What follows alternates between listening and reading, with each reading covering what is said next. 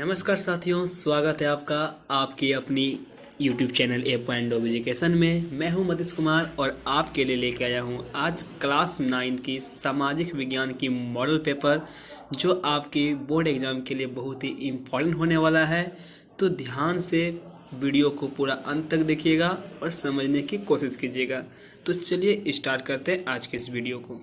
तो दोस्तों, जैसा कि आप देख पा रहे हैं कि आपकी मॉडल 2023 और 24 की आपकी निकल चुकी है। आपका इसमें टोटल 40 MCQ आने वाला है, एक नंबर का 40 MCQ 40 नंबर का। और समय जो आपको मिलने वाला है एग्जाम में वो 1.5 घंटा मिलने वाला है। ठीक है, तो 1.5 घंटा में आपको 40 क्वेश्चन को सॉल्व करके आपको अच्छे से टिक मारना है। ठीक है, तो चलिए क्या क्वेश्चन रहने वाला है, कैसे रहने वाला है, ठीक है, कितना हार्ड कितना आसान रहने वाला है, चलिए स्टार्ट करते हैं वीडियो को। तो दोस्तों, ये रही आपके पास पहला क्वेश्चन। क्या बोला गया आपसे यहाँ पे, जो तीन ओर से फिर से अच्छा सुनिएगा। क्या बोला गया है, जो जल भाग तीन ओर से स्थल भाग से घिरा हो उसे क्या कहते हैं। देखिए क्या बोला गया है, वैसा मतलब जल है, जल भाग है जो आपका तीनों ओर से क्या है, स्थल से घिरा है, मतलब जमीन से घिरा है। आपका इधर भी जमीन है, इधर भी जमीन है, इधर भी जमीन है। तो यहाँ जो आपका जल है इसको हम क्या बोलेंगे, इसको क्या बोलते हैं, खाड़ी बोलते हैं। क्या बोलते हैं, खाड़ी।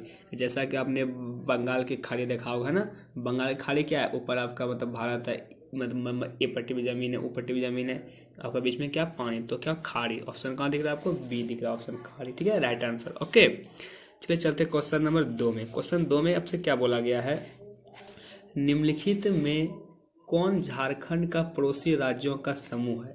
ठीक है, मतलब आपको यहाँ पे 4 ऑप्शन आपको यहाँ पे दिया गया है। ठीक है, चारों ऑप्शन में आपको यहाँ पे सही बताना है कि कौन सा जो है पड़ोसी देश का मेरे पास समूह है। ठीक है, तो आपको यहाँ पे बता दें, देखिए बिहार तो हमारा पड़ोसी देश है, पश्चिम बंगाल भी है, ठीक है, झारखंड का, उड़ीसा भी है, छत्तीसगढ़ भी है, लेकिन आपका यहाँ पे उत्तर प्रदेश दिया ना, वहाँ उत्तर प्रदेश भी है। ठीक है, तो आपका इसका सही आंसर क्या हो जाएगा, आपका ऑप्शन ए आपके पास क्या हो जाएगा, राइट आंसर। ठीक है, बिहार, पश्चिम बंगाल, उड़ीसा, छत्तीसगढ़ और उत्तर प्रदेश। ठीक है, चलिए चलते क्वेश्चन नंबर 3 में। क्वेश्चन 3 में क्या बोला गया आपसे, निम्नलिखित में से कौन सुमेलित नहीं है।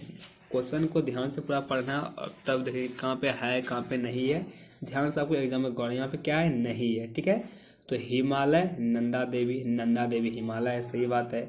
उत्तरी मैदान आपका जलोढ़ मृदा से बना है। खादर जो नई जलोढ़ मृदा है, बांगर पुरानी है ना, ये भी बात सही है।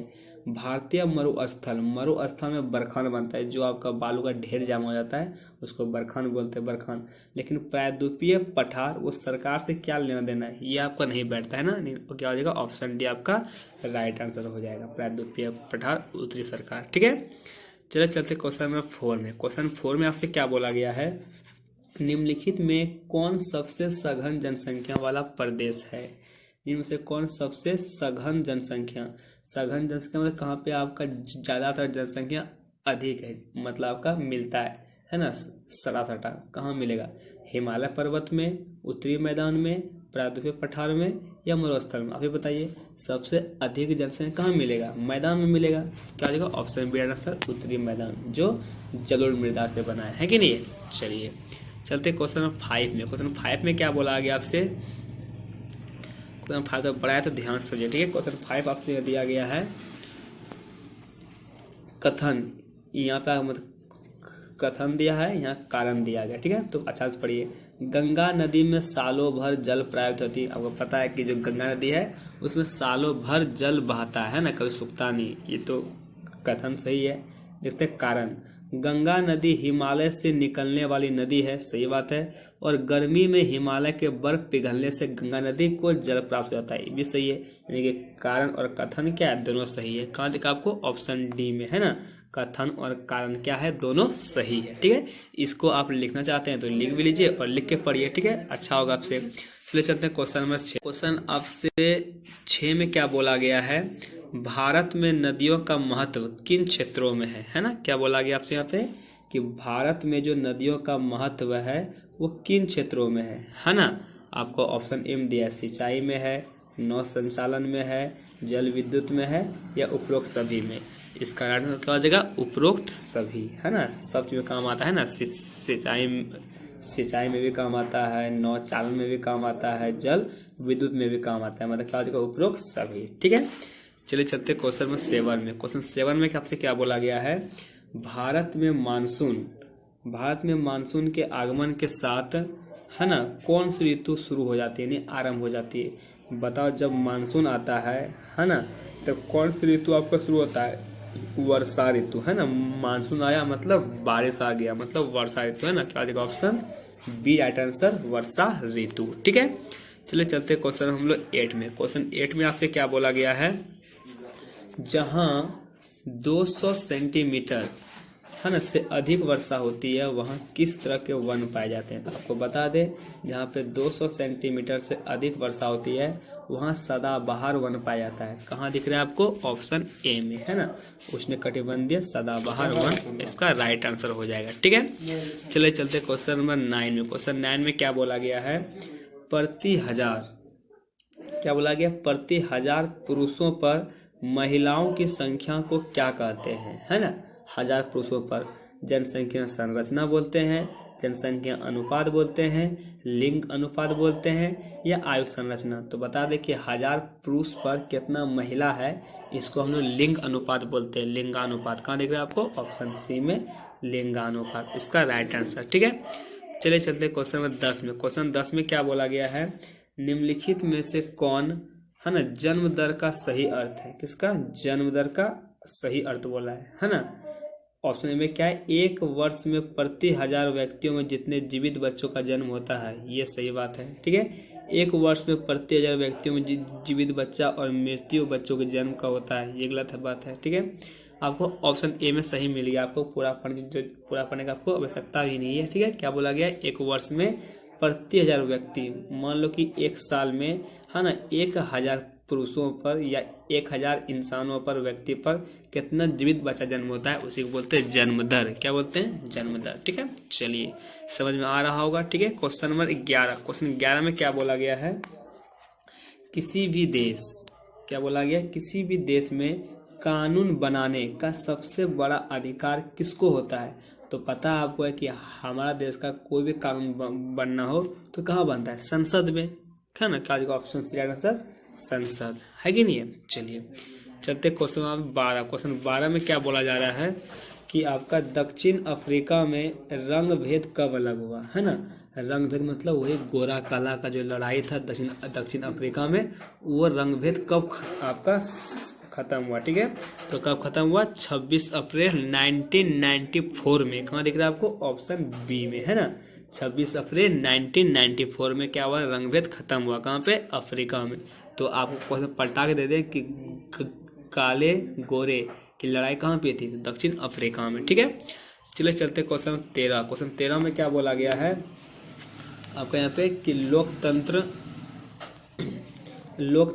जनता के द्वारा जनता के लिए शासन है, यह परिभाषा किसने दी? तो आपको बता दी परिभाषा किसने दी? Abraham Lincoln. कहाँ दिख रहा है आपको? ऑप्शन ए में हो जाएगा आंसर, अब्राहम लिंकन। ठीक है, चलिए चलते क्वेश्चन 14 में। क्वेश्चन 14 में आपसे क्या बोला गया है? क्वेश्चन 14 में आपसे बोला गया कि संविधान सभा की बैठक कब हुई, है ना। क्या बोला गया? संविधान सभा की पहली बैठक कब हुई? आपको पता है कि संविधान को बनने में, है ना, 2 साल 11 महीना 18 दिन लगा था, है ना। और जो हमारा जो मतलब संविधान लागू कब हुआ था? 26 जनवरी 1950 में लागू हुआ था, है कि नहीं है। तो आपको यहाँ बोला कि यदि संविधान बना होगा तो उसका बैठक होता होगा, उसमें फैसले लिए जाते होंगे। तो सबसे पहली बैठक कब हुई थी? तो सबसे पहली बैठक कब हुई थी? दिसंबर 1946 में। कहाँ दिख रहा है? ऑप्शन ए में, है ना। दिसंबर 1946 में संविधान सभा की पहली बैठक हुई थी। ओके, चलिए चलते क्वेश्चन 15 में। क्वेश्चन 15 में क्या बोला गया है? लोकसभा चुनाव के लिए भारत को कितने निर्वाचित क्षेत्रों में बांटा गया है? ठीक है, तो लोकसभा जो चुनाव जो में होने वाला है, ठीक है, उसके लिए जो है भारत को 543 क्षेत्रों में बांटा गया है। कहाँ दिख रहा है आपको? ऑप्शन बी में, है ना। 543 क्षेत्रों में बांटा गया है लोकसभा चुनाव के लिए, याद रखना है। ठीक है, चलिए चलते हैं क्वेश्चन नंबर 16 में। क्वेश्चन 16 में क्या बोला गया है? हमारा संविधान, हमें कितने मौलिक अधिकार देता है? आपको पता होना चाहिए कि हमारा संविधान जो है हमको 6 मौलिक अधिकार देता है। 6 मौलिक अधिकार है ना, 6 मौलिक अधिकार। ओके, कौन कौन सा है आप कमेंट करके बताइए। ओके, चलिए चलते हैं क्वेश्चन 17। क्वेश्चन 17 में क्या बोला गया है? निम्नलिखित में कौन राजनीतिक कार्यपालिका का हिस्सा है? राजनीतिक कार्यपालिका, ठीक है। तो आपको बता दें राजनीतिक कार्यपालिका का कौन हिस्सा आपका है? गृह मंत्री। कहाँ दिख रहा है आपको? ऑप्शन सी में, गृह मंत्री है ना, जो आपका होम मिनिस्टर होता है गृह मंत्री, वो राजनीतिक कार्यपालिका का हिस्सा होता है। ओके, चलिए चलते क्वेश्चन 18। क्वेश्चन 18 में क्या बोला गया है? सरकारी निर्णय से उठने वाले विवादों का निपटारा कौन करता है? मतलब मान लो कि सरकार का जो फैसला होता है उसमें कोई विवाद हो गया तो उसका निपटारा, उसका फैसला कौन करेगा? तो पता है सुप्रीम कोर्ट। क्या मतलब? सुप्रीम कोर्ट मतलब कहते हैं सर्वोच्च न्यायालय। कहाँ दिख रहा है आपको? ऑप्शन ए में है ना, सर्वोच्च न्यायालय इज द राइट आंसर हो जाएगा। ठीक है, सर्वोच्च न्यायालय की सुप्रीम कोर्ट जो दिल्ली में है वही जो है फैसला करता है कि सरकार जो निर्णय लिया है वो सही है या गलत है। ओके, चलिए चलते क्वेश्चन 19 में। क्वेश्चन 19 में क्या बोला गया आपसे कि किसके नेतृत्व वाली पार्टी ने 1971 के लोकसभा चुनाव में गरीबी हटाओ का नारा दिया था? कब? 1971 में लोकसभा जो आपका चुनाव हो रहा था उसमें गरीबी हटाओ का नारा दिया था, है ना। किसके नेतृत्व पार्टी ने? तो बता दें इंदिरा गांधी वाली पार्टी है ना, option B answer, Indira Gandhi. Okay, चलिए चलते क्वेश्चन 20 में। क्वेश्चन 20 में क्या बोला गया है कि केंद्र सरकार का प्रमुख कौन होता है? ठीक है, तो केंद्र सरकार का प्रमुख कौन होता है बताइए आप ही। आपको पता होना चाहिए कौन होता है? आपका प्रधानमंत्री मुख्य होता है ना, प्रमुख होता है प्रधानमंत्री। जो फैसला का अधिकतर फैसला कौन होता है? प्रधानमंत्री है ना। तो केंद्र सरकार का, सेंट्रल गवर्नमेंट का प्रमुख होता है, हेड होता है। ठीक है, चलिए चलते हैं क्वेश्चन 21 में। क्वेश्चन 21 में क्या बोला गया है? एक वर्ष में किसी भूमि पर एक से अधिक फसल पैदा करने की विधि क्या कहलाती है? पता होना चाहिए कि मान लो कोई भूमि है और एक साल में एक से ज़्यादा फसल हम मतलब पैदा कर रहे हैं, उसको बोलते हैं बहुविध फसल प्रणाली। कहाँ दिख रहा है? ऑप्शन बी में, बहुविध फसल प्रणाली बोलते हैं। ठीक है, चलिए चलते हैं क्वेश्चन 22 में। क्वेश्चन 22 में क्या बोला गया आपसे कि निम्नलिखित कथनों में से पालमपुर के संदर्भ में कौन सा कथन सत्य है मतलब सही है? ठीक है, ए में क्या बोला गया है? पालमपुर में 450 परिवारों में से लगभग 1/3 परिवार के पास खेती के लिए भूमि नहीं है। ये तो सही बोला जा रहा है ना। आगे चलते बी में क्या बोला गया? पालमपुर में दूध उत्पादन मुख्य आर्थिक क्रिया नहीं, कृषि था, है कि नहीं? दूध बोला है, गलत बोला है। पालमपुर आसपास के गांव और कस्बों से भाली भांति नहीं जुड़ा था, गलत है, जुड़ा हुआ था। पालमपुर में रोगियों के उपचार का कोई व्यवस्था नहीं है, वह व्यवस्था था, है ना। मतलब बी सी डी गलत दिया है, ए क्या है राइट आंसर? ए क्या हो जाएगा आपका यहाँ पे? सही हो जाएगा। ठीक है, राइट आंसर। पालमपुर में 450 परिवारों में से लगभग 1/3 परिवारों के पास अपने खेती नहीं था। ठीक है, चलिए चलते क्वेश्चन 23 में। क्वेश्चन 23 में क्या बोला गया है? जापान जैसे देशों ने अपने देश के विकास, पता है आपको, एक जापान क्या है? एक विकसित कंट्री है ना। तो जापान जैसे देशों ने देश के विकास के लिए किस चीज पर अधिक इन्वेस्ट किया, निवेश किया? शिक्षा पर, परिवहन पर, कृषि पर या खनन पर? तो पता है कि मानव पूंजी के लिए शिक्षा पर अधिक निवेश किया, जिस कारण से जापान आज क्या है? डेवलप है। ठीक है, तो शिक्षा पर निवेश किया अधिक। ओके, चलिए चलते हैं क्वेश्चन 24 में। क्वेश्चन 24 में क्या बोला गया है? इनमें से कौन तृतीयक क्षेत्र का क्रियाकलाप में नहीं आता है? आपको पता है बैंकिंग तृतीयक में आता है, शिक्षा तृतीयक में आता है, ठीक है, पर्यटन तृतीयक में आता है, पर जो खनन है ना, माइनिंग, वो प्राथमिक में आता है। ऑप्शन सी आंसर हो जाएगा। तृतीयक क्षेत्र का ये क्रियाकलाप में नहीं आता है। ठीक है, कौन? खनन, याद रखना, खनन। ठीक है, चलिए चलते हैं क्वेश्चन 25 में। क्वेश्चन 25 में आपसे क्या बोला गया है? भारत सरकार ने कक्षा में बच्चों की उपस्थिति को बढ़ाने के लिए कौन सी योजना चलाई थी? मतलब बोला गया कि भारत सरकार ने कक्षा में बच्चा ज़्यादा से ज़्यादा मतलब प्रेजेंट रहे, इसके लिए कौन सा योजना आपका लागू किया गया था? सर्व शिक्षा अभियान, सेतु पाठ्यक्रम, स्कूल लौटो शिविर या दोपहर के भोजन? पता है कि बच्चा को भोजन नहीं मिलता तो दोपहर के भोजन की योजना लाया गया, मिड डे मील, है ना, जिससे बच्चा स्कूल आ सके। तो बच्चा स्कूल में आते हैं, है ना, भोजन के लिए। तो क्या हो जाएगा? दोपहर के भोजन की योजना। Option D right answer. ठीक है, चलिए चलते हैं क्वेश्चन नंबर 26 में। 26 में क्या बोला गया है, निम्नलिखित में कौन से राज्य ने निर्धनता को कम करने के लिए, गरीबी को कम करने के लिए अनाज के सार्वजनिक वितरण प्रणाली में सुधार किया। जो अनाज बढ़ता है उसमें क्या किया गया, सुधार किया गया है ना, गरीबी को कम करने के लिए कौन सा राज्य ने किया। तो आपको बताया किसने किया था, आंध्र प्रदेश एवं तमिलनाडु। किसने, आंध्र प्रदेश। कौन दिख रहा है आपको, ऑप्शन सी में आंध्र प्रदेश एवं तमिलनाडु राइट आंसर हो जाएगा। ठीक है, चलिए चलते हैं क्वेश्चन नंबर 27 में। क्वेश्चन 27 में क्या बोला गया आपसे कि निम्नलिखित में से भारत सरकार के किस कार्यक्रम के अंतर्गत अगर आवेदक को 15 दिनों के अंदर रोजगार उपलब्ध नहीं कराया तो वह दैनिक बेरोजगार भत्ते का हकदार होगा। कौन सा पता है, मनरेगा, नरेगा यानी कि प्रधानमंत्री रोजगार गारंटी कोष। कहाँ दिख रहा है आपको, ऑप्शन बी में देखा ना, राष्ट्रीय रोजगार गारंटी कोष। गारंटी है ना, गारंटी देता है कि भाई काम मिलेगा। कितना दिन का, तो लगभग 100 दिन का काम मिलता है, 100 दिन का है ना। कब लागू हुआ था ये, 2005 में हुआ था, याद रखना है सब। ठीक है, इसको मनरेगा भी बोलते हैं या महात्मा गांधी रोजगार गारंटी अधिनियम भी बोलते हैं।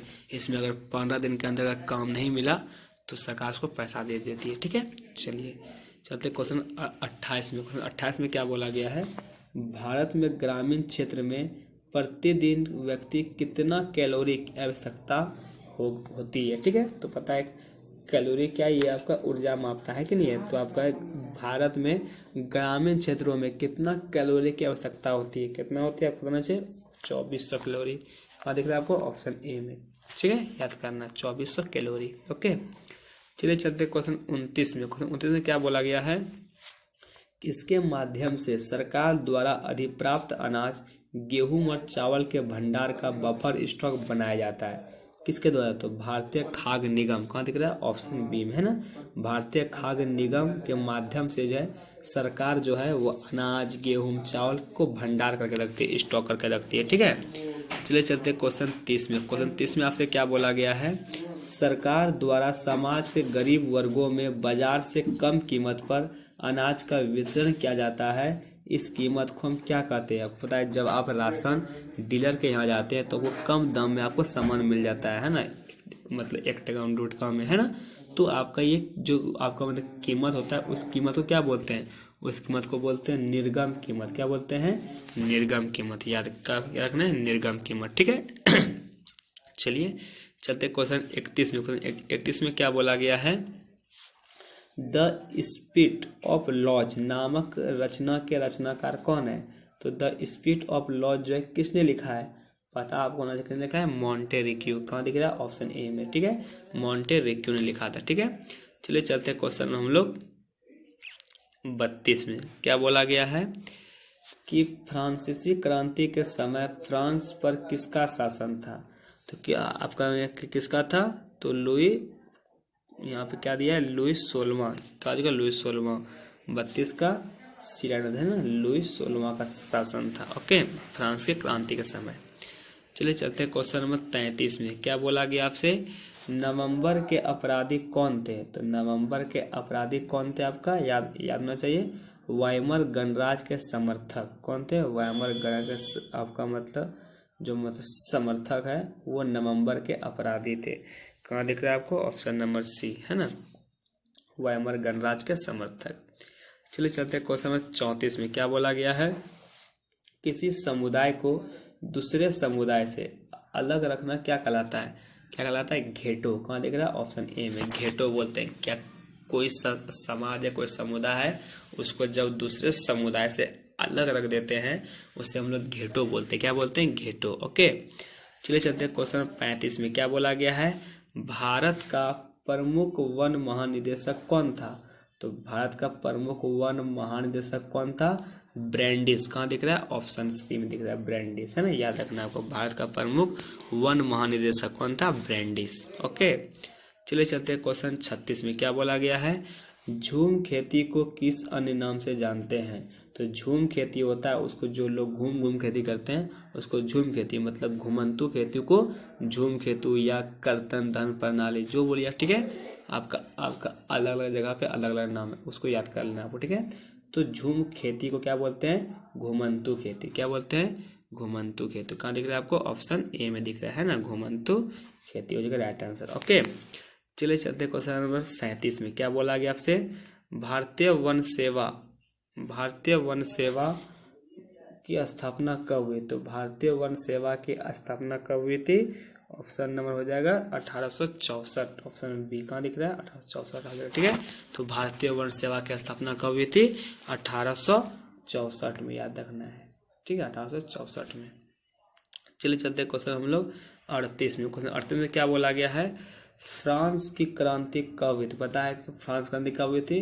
14 जुलाई है ना 1789। कहाँ दिख रहा है आपको? ऑप्शन ए में है ना, 1789 बस दिया है, या वहाँ जो भी दिया है आपको 14 जुलाई याद रखना है। ठीक है, चलिए चलते हैं क्वेश्चन नंबर 39। क्वेश्चन 39 में क्या बोला गया आपसे? औपनिवेशिक सरकार ने, जो औपनिवेशिक सरकार था, जो अंग्रेज सरकार था, उसने अपराधी जनजाति अधिनियम कब पारित किया गया था? तो कब क्या था आपको याद होना चाहिए।